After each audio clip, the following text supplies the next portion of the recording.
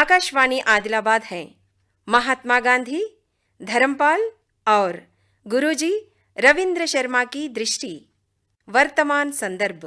आइए सुनते हैं एक परिचर्चा भारतीय सभ्यता की विशिष्ट परंपराओं के बारे में। अध्ययन कर रहे शोध विद्वान श्री रूपेश पांडे से।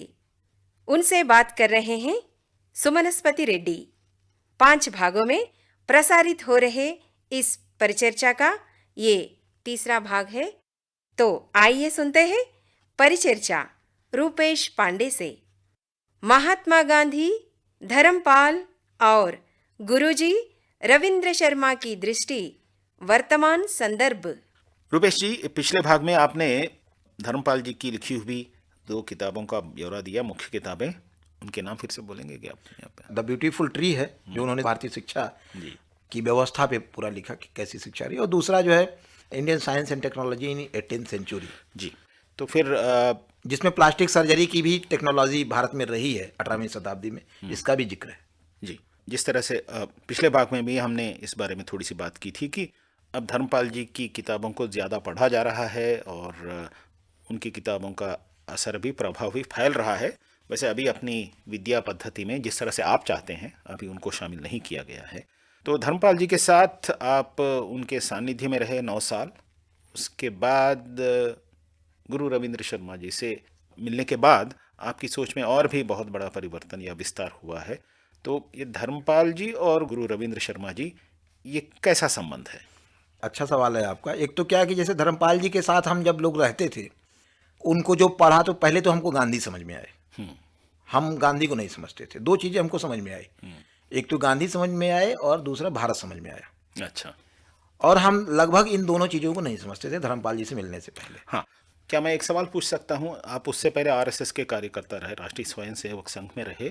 तो राष्ट्रीय स्वयंसेवक संघ राष्ट्रीयता की बात बहुत ज़ोर शोर से तो करता है, वही उनका आधार है, पर उनकी समझ इस स्तर पर नहीं है जिस स्तर पर आप धर्मपाल जी से मिलने के बाद विचार देखिए क्या है कि तो विचार ये क्या अंतर है? ये कैसी चीज़ है? देखिए ये केवल आरएसएस का सवाल नहीं है। विचारधारा के स्तर पर हम जब कोई चीज़ सोचते समझते हैं, एक विचार में डायरेक्शंस में हम जब चीज़ों को देखते हैं, तो हम व्यापक दृष्टि से समाज को नहीं देख सकते हैं। अच्छा, यानी आइडियोलॉजी में बंधे होकर। हाँ, अगर हम आइडियोलॉजी में किसी बंधे हुए हैं तो हमारी दृष्टि व्यापक नहीं हो सकती। आइडियोलॉजी आपको बांधती है। अच्छा। वो एक आपको अपना एंगल देती है कि आपको इसी तरीके से सोचना और देखना है। तो ये आइडियोलॉजी का अपना एक, आइडियोलॉजी की सीमाएं हैं। तो एक रंगीन चश्मा पहने हुए होते हैं। रंगीन चश्मा कहिए या कोई चश्मा कह लीजिए, जो कह लीजिए, मैंने ये आइडियोलॉजी की सीमाएं हैं जो आपकी दृष्टि को व्यापक नहीं होने देती है। लेकिन धर्मपाल जी कोई आइडियोलॉजी वाले आदमी नहीं थे। वो ऐसा नहीं था कि वो कोई राष्ट्रवादी हैं, वामपंथी हैं, समाजवादी हैं और गांधीवादी। वो गांधीवादी ये वाद तो कुछ मानते नहीं थे। वो तो कुछ अलग किस्म के आदमी थे। लेकिन उनको पढ़ने के बाद मुझे पहली बार भारत भी समझ में आया और गांधी भी समझ में आए। और धर्मपाल जी के कारण ही हम लोगों का गुरु जी से जुड़ा हुआ। वो उनसे जो लोग भी मिलने आते थे तो वो कहते थे भाई रविंद्र शर्मा को जरूर सुनो। अच्छा, गुरु जी तो कोई किताब लिखे नहीं, वो तो कथा सुनाते थे अपनी सारी। उनकी चर्चा जो कथा इस शैली में होती थी। हाँ। तो इन दोनों का मिलन कब हुआ था, धर्मपाल जी और इन दोनों का मिलन तो मुझे बहुत अंदाजा नहीं है कि कब हुआ होगा लेकिन मुझे ऐसा लगता है कि संभवतः इन लोगों का मिलन 86-87 के आसपास हुआ होगा, ऐसा मुझे लगता है। मेरी भेंट पहली बार गुरुजी से हुई 97 या 98 में। वो भी धर्मपाल जी के कहने से? धर्मपाल जी के कहने से ही उसको मान सकते हैं। धर्मपाल जी ने एक पीपीएसटी फाउंडेशन, पीपीएसटी करके बनाया था कुछ लोगों के साथ मिलकर के। कुछ उनके टेक्नोलॉजी वाले मित्र थे, कुछ हिस्ट्री वाले मित्र थे, कुछ सब प्रकार के लोग थे, उसमें IITN भी थे। तो उन लोगों ने जो एक पीपीएसटी बना था, तो वो एक लोक विद्या अधिवेशन हर साल करते थे। तो बनारस में लोक विद्या अधिवेशन था, राजघाट में गांधी विद्या संस्थान, उसमें गुरुजी आए हुए थे। तो पहली बार मैंने गुरुजी को वहाँ सुना। वहाँ सुनने के बाद मुझे लगा कि तब मुझे एक कड़ी सी दिखी वहाँ। उस कड़ी को मैं जोड़ता हूँ, तब मुझे एक कड़ी सी दिखी कि गांधी जी कोई बात कह रहे हैं, लेकिन जो बात कह रहे हैं उसका प्रमाण देने में उनके पास समय नहीं है, क्योंकि वो स्वतंत्रता के आंदोलन में भी लगे हुए हैं और बहुत सारे कामों में लगे हुए हैं। लेकिन वो जो बात कह रहे हैं भारतीय सभ्यता की, भारतीय समाज की, भारतीय समाज व्यवस्था की, उन बातों के प्रमाण मौजूद इकट्ठे किए धर्मपाल जी ने और उनको राइटिंग्स में ले आए, वो उनके प्रमाण मौजूद किए। रविंद्र शर्मा गुरुजी उस अपनी कथाओं के माध्यम से, अपनी चर्चा के माध्यम से उस समाज का दर्शन कराते थे, उस समाज को आपके दिमाग में बैठाते थे कि ये जो गांधी जी जो बात कह रहे, बिना किसी का नाम लिए, वो कभी गांधी जी का नाम तो हमने नहीं सुना कि कभी ले रहे हो, मानते थे, ठीक है। हाँ। धर्मपाल जी का भी जिक्र नहीं करते थे, कभी कर दिया तो कर दिया, लेकिन जो बात कह रहे हैं गांधी जी और जो धर्मपाल जी लिख रहे हैं उसको एकेडमिक ढंग से प्रूफ कर रहे हैं, उसका पूरा, जिसको फिल्म दिखाना होता है, वैसे रविंद्र शर्मा गुरुजी उसकी पूरी फिल्म दिखाते कि देखो ये ऐसा समाज रहा जिसमें से ये इतिहास निकला जिसको धर्मपाल ने लिखा, ये वो बात कही जो गांधी जी कहे। हाँ, तो वो ये कड़ी है। तो रविंद्र शर्मा जी जिस तरह की बातें कहते थे या कथाएं कहते थे, खैर पौराणिक कथाएं भी कहते थे, पर वो हमारे ग्रामीण समाज के निर्माण की समझ को लाने में ही उसका उपयोग करते थे, ठीक है। तो उन्होंने जो देखा था, जिस तरह के ग्रामीण समाज को उन्होंने देखा था, उसी आधार पे सभी बातें होती थी। तो ठीक है, ग्रामीण समाज के बारे में और गाँव के बारे में गांधी जी भी भारत का आधार गाँवों को ही मानते थे। पर एक सवाल पूछकर हम थोड़ा आगे जाएंगे कि क्या भारत में नगर नहीं होते थे? नहीं, ऐसा बिल्कुल नहीं है। नहीं, ऐसा नगरों की संस्कृति, और तो नगरों की जो बात होती है, नगरों में जिस तरह से बुद्धिजीवियों का और हर तरह से ज्ञानियों का व्यापार, टेक्नोलॉजी, ये सब जो होता है, जिस तरह की समृद्धि नगर में होती है, और नगर जिस तरह का हर चीज़, जिस तरह के पाश्चात्य में भी जिस तरह के नगर हैं कि नगर एक संस्कृति के अत्यंत वैभवशाली चीज़ों का केंद्र बन जाता है, तो क्या देखिए नगर तो उस तरह से अगर देखा जाए तो भारत में नगर क्या है, भारत में गांव क्या है? देखिए, ना तो कभी गांधी जी ने और ना कभी धर्मपाल जी ने और ना कभी रविंद्र शर्मा गुरु जी ने भारतीय समाज को नगर और गांव में विभाजित करके देखा है। ये कभी नहीं रहा है कि इन तीनों जब गांधी जी की हम बात करते हैं तो वैसे ही लगता है। नहीं लगता है, वो हमारी समझ बनी हुई है। लेकिन ये सब लोग जो है भारतीय समाज की बात कर रहे हैं, भारतीय सभ्यता की बात कर रहे हैं, भारतीय संस्कृति की बात कर रहे हैं, और वो नगरीय संस्कृति, ग्रामीण समाज, नगरीय समाज ऐसा कह नहीं रहे हैं। और जहाँ तक भारत में नगरों का समाज की बात है, तो हम जो सवेरे सवेरे प्रातः स्मरणीय सप्तपुरियों का नाम लेते हैं, काशी, कांची, अवंतिका, मथुरा, माया, तो ये तो पुरियां रही हैं ना, नगर रहे हैं ना। लंकापुरी का वर्णन या मथुरा नगरी का नगर है ना, ये तो और बड़े वैभवशाली। और समृद्धि जो है, वैभव जो है, केवल नगर में होती है ऐसा नहीं है। जहाँ लोग हैं वहाँ जैसी समृद्धि की जरूरत है। नगरों की चकाचौंध तो वो अलग प्रकार की है, सबकी अलग अलग अपनी संस्कृति है, उसमें जी रहे हैं अपने जी। तो इसलिए वो ये विभेद नहीं है। लेकिन समाज की समृद्धि की बात सबने कही है कि भाई समाज, भारत का समाज समृद्ध रहा है, और वो समृद्धि सब जगह है, गांव में भी है, नगर में भी है। और नगर ठीक है, जैसा हमारा परिवेश था, जैसे हमारा चिंतन था, हमने बड़े विशाल नगर इस तरह के आजकल के जैसे नहीं बनाए। और वो इसलिए भी नहीं बने क्योंकि हमने रोजगार के साधनों को कहीं समेटा नहीं एक जगह। अच्छा, हमारे छोटे छोटे कारखाने, जिसको रविंद्र शर्मा जिसका उदाहरण रविंद्र शर्मा गुरु जी देते थे, छोटे कारखाने, एक व्यक्ति हाथ में लेकर के अपना कारखाना कर रहा है, एक कुटुंब के पास अपना कारखाना, एक गांव में अपने सब संसाधन उपलब्ध हो रहे हैं। काजल से लेके, जिसको कहते थे कि काजल से लेके कागज तक हम सब बना लेते थे अपने गाँव में। तो जो सब कुछ हम बना लेते थे, तो हमको शहर में जाने की जरूरत क्या है भाई? तो जो भारतीय उद्योग था, जो भारतीय टेक्नोलॉजी थी, तो बाद के काल में और आज के काल में भी अभी कुछ दशकों तक वो गाँवों में ही पुरानी सभ्यता के अवशेष की तरह कह लीजिए, या उसके कॉन्टिन्यूटी के हिसाब से वो गाँव में ही मिलती थी।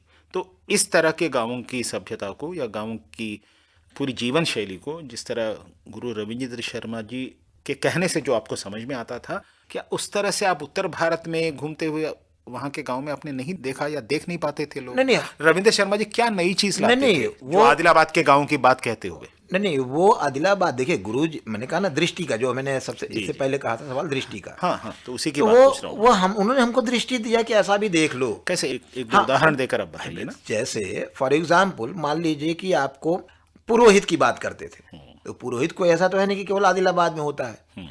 पुरोहित तो पूरे देश भर में है, सब जगह, सब समाज में है, उत्तर में भी है, दक्षिण में भी है, पूरब में भी है, पश्चिम में। और पुरोहित के काम भी लगभग वैसे ही सब जगह, सब समाज में।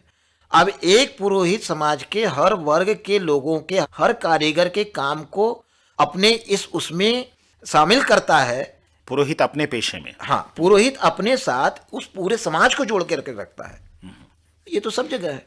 एक पुरोहित जो है वही कहता है कि भाई आप कुम्हार का इतना सामान ले लो, एक पुरोहित कहता है कि भाई आप जुलाहे के यहाँ से ये ले लो, एक कोई एक पूजा पाठ हो रही है, कोई एक रिचुअल्स हो रहा है, एक कोई धार्मिक कांड हो रहा है।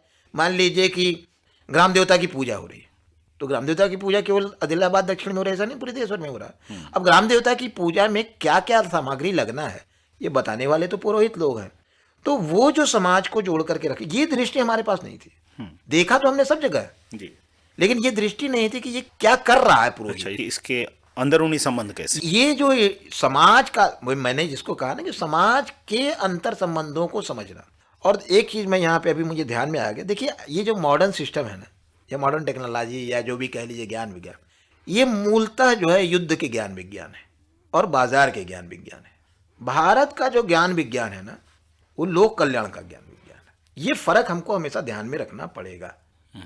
अगर हमारे दिमाग में ये फर्क रहेगा तब हमको समझ में आएगा कि भारत का ज्ञान विज्ञान जो था, या जिसको टेक्नोलॉजी कह लें, जो भी कह लें, टेक्नोलॉजी उसका पार्ट है, तो वो जो ज्ञान विज्ञान है वो इतने लंबे समय तक स्थायित्व भाव में क्यों रहा, ये हमको समझना पड़ेगा, तब समझ में आता है। ये जो मॉडर्न जो ज्ञान विज्ञान है ये रोज बदल जाता है, हर 10 दिन बाद पता चला बदल जा रहा है, 10 साल बाद। लंबे समय तक रहा और वैभव और समृद्धि के साथ रहा। हाँ, ये बात, समृद्धि रही, समरसता रही, ऐसा नहीं कि कोई उठा पटक बहुत रही समाज में, उस प्रकार की चीजें नहीं। तो वो जो है हमको समझना पड़ेगा, क्योंकि ये इसका बेस, ये जितना तंत्र सब खड़ा है, इसका मूल आधार युद्ध और बाजार है। तो युद्ध और बाजार के सोच से जो चीज तंत्र खड़ा होगा, जो ज्ञान विज्ञान डेवलप होगा, जो विकास, वो जो चीजें चलेंगी, तत्व निकलेगा, उसका आधार वो जो है वो समाज को किसी और तरह ले जाएगा, और लोक कल्याण के लिए जो चीजें निकलेंगी वो समाज को किसी और तरीके से ले जाएंगी। ये एक बड़ा, यही बेसिक फर्क है जो मैं बार बार कहता हूं कि यही गांधी कह रहे हैं और यही धर्मपाल कह रहे हैं और यही रविंद्र शर्मा कह रहे हैं। ऐसा नहीं कि एक चीज और बता दें, ये कोई गांधी कह रहे हैं ऐसा नया काम नहीं है, यही हमारे सब लोगों ने कहा है। यही तुलसी रामचरितमानस में कह रहे हैं, यही कबीर भी कह रहे हैं, यही निम्बारकाचार्य भी कह रहे हैं, यही कुमार भट्ट भी कह रहे हैं, ये सब लोग, कुमार स्वामी भी कह रहे हैं। कोई इसमें नया नहीं है, गांधी जी कोई नई बात नहीं कर रहे। मैं ये कहता हूं, मैं बार बार कहता हूं, गांधी जी कोई नई बात नहीं कहते। हाँ, जिस तरह का ये समाज था और जिस तरह से ये समाज चलता था, उसमें मूलभूत परिवर्तन मुगलों के शासन में या मुसलमानों के शासन में नहीं हुआ, कम से कम उस स्तर से नहीं हुआ जितना अंग्रेजों के आने के बाद हुआ। और अंग्रेजों के आने के बाद इसमें बहुत तोड़फोड़ हो गई, या पूरी तरह से हो गई। देखिए, अब उसको ऐसा समझिए आप कि मुगल पीरियड में शासन तंत्र बदला है, समाज तंत्र नहीं बदला है जी। अंग्रेजों ने पूरे समाज तंत्र को बदल डाला। अब समाज में शिक्षा भी है, तकनीकी भी है, उद्योग भी है, व्यापार भी है, कला भी है, संगीत भी है, सब चीजें आती हैं, तो ये सब बदल डाला। चिकित्सा भी है, सबको अपने तरीके से ढालने की कोशिश किया है। मुगल पीरियड में समाज तंत्र पे उतना ज्यादा प्रभाव नहीं पड़ा है जिस प्रकार का प्रभाव अंग्रेजी पीरियड में हुआ। ये सोच समझ करके बदला गया। मुगल पीरियड तक केवल शासन करना है ऐसा समझ थी जी। तो आज हमारे समाज को समझने के लिए गुरु रविंद्र शर्मा जी तो खैर उन्होंने तो सीधे गांव में जो देखा उस चीज को बताते थे। हाँ। पर बाकी हम लोगों को अपने इतिहास को और अपने समाज को समझने के लिए हम जो अंग्रेजों ने लिखी, अंग्रेजों ने जो शोध किया 18वीं शताब्दी और 19वीं शताब्दी में, उनके ऊपर हमको बहुत आधारित रहना पड़ रहा है। तो क्या इससे ये कहा जा सकता है कि अंग्रेजों ने हमारे समाज को पूरी तरह से समझ लिया था, उसके बाद ही इन्होंने इसको तोड़ने का काम किया? मतलब समझने की कोशिश तो उन्होंने बहुत किया है। एक एग्जाम्पल देता हूँ, 1760 के आसपास का है। बंगाल में संभवतः मुर्शिदाबाद तो नहीं रहा है, शायद मेदिनीपुर रहा हो, या मुझे ध्यान नहीं उसका एग्जैक्ट, उसका आइडिया नाम नहीं याद आ रहा है। औद्योगिक क्रांति के बाद अंग्रेजी माल तो आ रहा है भारत में, लेकिन बिक नहीं रहा है। अब वो ये सर्वे कर रहे हैं कि उसका कारण ढूंढ रहे हैं कि बाजार में बिक क्यों नहीं रहा है। तो उनको समझ में आता है कि ये सारा ये जो बाजार है, वो बाजार बेसिकली जो है वो संस्कारों के आधार पे चल रहा है। अच्छा, बाजार तो संस्कारों से चल रहा है। मतलब जिस तरह की बात गुरु जी रविंद्र शर्मा हाँ, कहते वो हैं, उनको दिख रहा है। अच्छा, उस सर्वे में दिख रहा है कि ये तो बाजार तो ऐसे चल रहा है। अब ये सब एक दूसरे से इतने ज्यादा लिंक्ड हैं हाँ। कि हमारी वहां कोई पहुंच ही नहीं है। तो ये जो संस्कारों से बाजार चल रहा है, ये कैसे चलता है? तब उनको समझ में आता है कि किसान और कारीगर ये दोनों आपस में जुड़े हुए हैं। तब उन्होंने एक पॉलिसी बनाई कि किसान और कारीगर को आपस में अलग करो, और फिर किसान को कारीगर को आपस में अलग करना है तो पहले किसान को कमजोर करो। तो किसान कहाँ जुड़ा हुआ है कल्चरली या इकोनॉमिकली? तो वो गाय के साथ जुड़ा हुआ है। तब वो वहाँ पे सबसे पहला जो है कत्ल खाना लगाते हैं कि गाय का कत्ल करना शुरू करो। ओहो, ये एक काम 1760 के आसपास, मतलब वधशाला जिसको बोलते हाँ, हैं। वधशाला जो है, स्लॉटर हाउस, वो शुरू करते हैं। और फिर वहां से, अरे ये एक प्रकार है, बहुत सारे और ऐसे काम करते हैं वो कि हमारा माल कैसे भी, तो वो समझ बनाने का काम तो करते हैं। अपनी समझ बनाते हैं, फिर आपका व्यापार तोड़ते हैं, आपका समाज जो भी उनको करना उसको डिस्टॉर्शन के लिए वो सब करते रहते हैं। ठीक है, तो अंग्रेजों ने जो हेर फेर की, जो तोड़ मरोड़ का और काम मजे की किया, बात यह है कि वो कहते हैं कि हम तो आपके कल्याण के लिए कर रहे जी खैर वो तो कहना ही पड़ता था उनको, यही मतलब बात- यहाँ के लोगों को मनवा कर शोषण किया जाए, है ना। हैं। और यही इस पूरे जिसको हम आज की लोकशाही है ना, जिसको गांधी जी गाली देते हैं, जिसकी आलोचना गांधी जी करते हैं, यही इस डेमोक्रेसी की सबसे बड़ी खूबसूरती है कि वो आपको लूटती है और आपको एहसास नहीं होने देती है कि आप लूट रहे हैं। आपको पीटती है लेकिन आपको एहसास नहीं होता कि हम पीट रहे हैं। और लूटने वाले तंत्र के ऊपर ही आपको आधारित रहना पड़ता है, हाँ, और हम अपना, अपना माई बाप उसी को कहना पड़ता है। हम ही तो वोट दे करके उनको वो तंत्र मजबूत किए। तो ये तो हुई अंग्रेज़ों के आने के बाद 200-300 सालों में जो भारत का विध्वंस हुआ, भारत को जिस तरह नीरस बना दिया उन्होंने, और भारत की संपदा को ले जाकर अपने आप को समृद्ध बनाया। ठीक है, इससे पहले मुगलों के काल में या उससे पहले जो भारत था उसकी चर्चा किस तरह से होती थी? धर्मपाल जी से जब आप बात करते थे, उन्होंने तो उसके बारे में बहुत ज़्यादा शोध नहीं किया, उस पूरे इतिहास के शोध की बात, उसकी ज़रूरत की बात वो ज़्यादा कहते थे। हाँ, मैंने उनका ये कहना भाई हम तो जितना देख पाए उतना देख पाए हैं, लेकिन हमको जो मैंने आपसे कहा कि 2-3 हजार सालों का तो भारत कम से कम देखना चाहिए। तो इस तो दिशा में उसकी- आपको धर्मपाल जी से मिलने से या गुरु जी से मिलने से आपकी समझ में क्या परिवर्तन आया है, देखिए, या एक पुराने इतिहास को समझने में आपकी दृष्टि में क्या फर्क? मैं एक एग्जाम्पल देता हूँ, मैं उसी एग्जाम्पल को फिर से आपको लेता हूँ। अंग्रेजों ने जब शिक्षा का सर्वे कराया भारत में, शिक्षा व्यवस्था का, भारत के किसी भी साधारण आदमी से पूछेंगे तो वो काशी को एक बड़ा ऊंचा स्थान, ज्ञान का बड़ा केंद्र मानता है। सब प्रकार के वहाँ विद्वान है, तीर्थ क्षेत्रों में रहते हैं, लेकिन काशी का एक बड़ा महत्व रहा है। लेकिन बनारस बने अंग्रेजों के किसी सर्वे में काशी की विद्या परंपरा का, वहाँ की शिक्षा व्यवस्था का कोई जिक्र नहीं है। अध्ययन किया नहीं उन्होंने? मुझे ऐसा लगता है उसको कहीं उन्होंने या तो निगलेक्ट किया है और या तो उसको कहीं छुपाया है।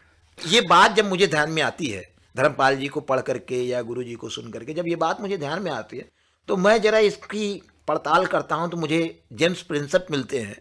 मैं किसी और संदर्भ में उनको पढ़ता हूँ, खोज रहा था, लेकिन मुझे वहाँ से एक बड़ी मज़ेदार बात समझ में आती है कि जेम्स प्रिंसेप ने बनारस का पहला नक्शा बनाया, मॉडर्न मैप जिसको बोलते हैं, बनारस का पहला मैप बनाया, मॉडर्न मैप। ये 1828 के आसपास, 1828-29 के आसपास की बात है। वो 1822-23 में बनारस में आए हैं। बनारस के टकसाल में वो सिक्के डालने का जहाँ काम, वो बेसिकली एक क्लर्क है, लेकिन उनकी अपनी रुचि है बहुत सारे डिज़ाइन के कामों में और बहुत सारे कामों में उनकी रुचि है, तो वो कुछ काम और कर रहे होते हैं। तो वो उस समय, अब वो तो रहे हैं 30-31 तक ही बनारस रहे हैं, 8-9 साल रहे हैं बनारस में, और उसी समय ये मद्रास प्रेसिडेंसी का सर्वे हुआ, बाद में बंगाल का हुआ, बाद में पंजाब का हुआ, बम्बई का हुआ, सब हुआ। लेकिन बनारस की शिक्षा व्यवस्था, उसकी शिक्षा परंपरा पे कहीं एक शब्द नहीं लिखा, हमारे ध्यान में तो नहीं आया है, धर्मपाल जी की किताब में भी नहीं है। तो मेरा ऐसा मानना है, जबकि खुद प्रिंसेप कह रहे हैं कि मैं जब बनारस का नक्शा बना रहा हूं तो मुझे बनारस का मैप बनाने में यहाँ की जो मान मंदिर घाट पे वेधशाला है, अब वेधशाला को अंग्रेजी में क्या कहते हैं मैं नहीं जानता, ऑब्जर्वेटरी शायद, मुझे नहीं मालूम उसका नाम, अंग्रेजी नाम, स्पेस ऑब्जर्वेटरी कहते हैं। वो वेधशाला से बड़ा सहयोग मिला है। हाँ। तो वेधशाला, इसको मैं सिर्फ 1 मिनट में कह रहा हूँ कि जहाँ पे मैप बनाने में तो 3 चीज़ों का आपको बहुत ज़रूरत है। आप गणित के बिना मैप नहीं बना सकते, आपको ज्योग्राफी नहीं आती आप मैप नहीं बना सकते, डिज़ाइन नहीं आती आप मैप नहीं बना सकते, आपके पास स्पेस का आकलन करना, या यानी कौन से ग्रह, नक्षत्र, देशांतर, ये सब जो है ये कहाँ कैसे है, इसका अगर आपका अध्ययन नहीं है, जिसको आजकल स्पेस साइंस या और क्या क्या बोलते हैं, वो सब जो भी हो, अगर वो सब नहीं है तो आप नहीं कर पाएंगे, वो सब मैप तो नहीं बना सकते, साधारण आदमी मैप नहीं बना सकता है। अगर ये काम करने में वेधशाला, बनारस के मान मंदिर घाट की वेधशाला किसी की मदद कर रही है, तो इसका मतलब है कि वहाँ इसकी पढ़ाई हो रही है ना। वेधशाला कोई म्यूजियम थोड़ी है, इसकी पढ़ाई हो रही है। लेकिन उसको अब वहाँ से दुर्भाग्य यह है कि बनारस के उस विद्या परंपरा के बारे में अभी तक मुझे कोई रिसर्च नहीं मिला, न मॉडर्न न एंशियंट, कोई भी रिसर्च अभी नहीं मिला। जबकि दुनिया भर में मैं सुनता रहा हूँ लोगों से कि ये फलाने विद्वान ने बनारस के बारे में ये कहा, फलाने, ये सब ऐसे ही नहीं कहा होगा ना, कुछ तो रहा होगा। यानी पूरी भारतीय सभ्यता की शिक्षा का केंद्र बनारस था। भाई 3 उदाहरण मुझे मिलते हैं। एक भगवान बुद्ध का मिलता है, भाई भगवान बुद्ध को ज्ञान होता है गया में, तो वो अपने शिष्यों के साथ बनारस क्यों आते हैं? वो शिष्य भी तो गया ही में थे, वो काशी में बनारस में आकर के क्यों वो उनको दीक्षा दे रहे हैं या क्यों उनको बोध करा रहे हैं? तो बनारस के बारे में एक कथा कही जाती थी, अभी भी चलती ही है, पहले से एक कहावत जिसको इडियम बोलते हैं, तो कहावत कही जाती थी कि भाई किसी के मन में कोई नया विचार आया है, कोई नया सिद्धांत आया है, कोई दर्शन आया है, तो उसका जरा काशी के पंडितों से जरा इसको समझ लेना चाहिए, वो क्या कह रहे हैं इसके बारे में। वो लोग इसको सर्टिफिकेट दें, मतलब एक प्रकार का एक मान्यता उसकी मान्यता होनी चाहिए कि काशी के विद्वान क्या मान रहे हैं। उन्होंने मान लिया इसको। तो मुझे लगता है कि कहीं यह बात भगवान बुद्ध के भी मन में रही होगी, भैया काशी के विद्वानों से भी ये बात जरा, जो हमारे मन में इनलाइटमेंट है, जो हमको दर्शन मिला है, इस पे क्या काशी के विद्वान, मुझे लगता है यह बात कहीं उनके मन, नहीं तो इतना जंगल कोई हवाई जहाज से थोड़ी आया है, पैदल चल करके आए हैं भाई, इतना संघर्ष करके क्यों काशी ही आना है, कहीं और जा करके दे देते जी। दूसरा उदाहरण शंकराचार्य का मिलता है। शंकराचार्य को भी कहा गया भी ये काशी में जरा बात कर लो इस पे, वो भी जाते हैं बनारस शास्त्रार्थ करने के लिए, बात करने के लिए जाते हैं। तीसरा उदाहरण बिल्कुल मॉडर्न है, दयानंद सरस्वती का है, उनको वो भी काशी जाते हैं शास्त्रार्थ। तो ये काशी क्यों जा रहे हैं, काशी से ही मान्यता क्यों लेनी है। तो मुझे लगता है कि ये हमारे सिविलाइजेशन के वो पॉइंट्स हैं, वो बिंदु हैं जिन पे हम लोग नहीं अभी सोच पाते हैं, नहीं चर्चा कर पाते। और काशी में मान्यता सोच समझकर और एकदम फेयर न्यायिक पद्धति से, वो जो सही होगा वो बताएंगे, जो गलत है उसको छोड़ देंगे। तो उसके बारे में विश्वास था लोगों में, वो एक भरोसा है समाज में, और केवल समाज में कोई माने धार्मिक कर्मकांड की तरह से भरोसा नहीं है, विद्वानों को भरोसा है जी। अब हमारी भारतीय शिक्षा के बारे में ये भी कहा जाता था कि किसी को वहाँ फीस देनी नहीं पड़ती थी, पैसे देने नहीं पड़ते थे, पूरी विद्या जो है उचित होती थी। देखिए फीस उसका तो कोई प्रचलन था ही नहीं। हाँ, ये तो समाज में एक व्यवस्था थी जिसको रविंद्र शर्मा गुरुजी बड़े सबसे अच्छा समझाते थे कि भाई ये दान दक्षिणा और ये भिक्षा, इसको समझ लो कि क्या है। तो दक्षिणा जो है वो गुरु तुल्य लोगों को दिया जाता था, जिससे वो शिक्षा दूसरों को, तो जिन हमारे गुरु तुल्य लोग हैं उनको, हाँ, और भिक्षा उनको दी जाती जो दीक्षाबद्ध लोग हैं, सब सन्यासी है और विद्यार्थी, ये सब दीक्षाबद्ध लोग हैं। तो हमको ये समझना पड़ेगा, तो ये व्यवस्था थी कि भाई वो आहार विहार ये सब की व्यवस्था हो जाती थी समाज में, इसका एक व्यवस्थित ढांचा था। तो उसमें फीस उस कहाँ आती है, किसी चीज के बदले में हम आपके लिए कोई कल्याण का काम कर रहे हैं और उसके बदले में हम आपसे कुछ लें, ये तो दलाली है, ये तो कमीशन खोरी है। चलिए, तो ये व्यवस्था हमारे यहाँ नहीं रही है। जब आपने ये बात कही है तो एक बात आधुनिक संदर्भ में बहुत बार सुनी जाती है कि अगर प्रतिस्पर्धा न हो, कंपटीशन ना हो, तो फिर अच्छी चीज़ें नहीं बन सकती। कंपटीशन से ही संवर्धन होता है, कंपटीशन से ही समाज में आर्थिक प्रगति होती है, समृद्धि आती है, तो कंपटीशन होना चाहिए। लेकिन मुझे लगता है कि शायद भारतीय समाज इसके पूरे ही अलग तरीके से चलता था और कंपटीशन के ना होते हुए भी श्रेष्ठता होती थी। तो वो क्यों होती थी, कैसे होती थी, उसके बारे में हम बात करेंगे अगले भाग में आपसे। धन्यवाद। अभी आप सुन रहे थे श्री रूपेश पांडे से परिचर्चा का तीसरा भाग है महात्मा गांधी, धर्मपाल और गुरुजी रविंद्र शर्मा की दृष्टि, वर्तमान संदर्भ। रूपेश पांडे से बात कर रहे थे सुमनस्पति रेड्डी। ఆకాశవాణి ఆదిలాబాద్ 100.2 FM మనస్సు నిండా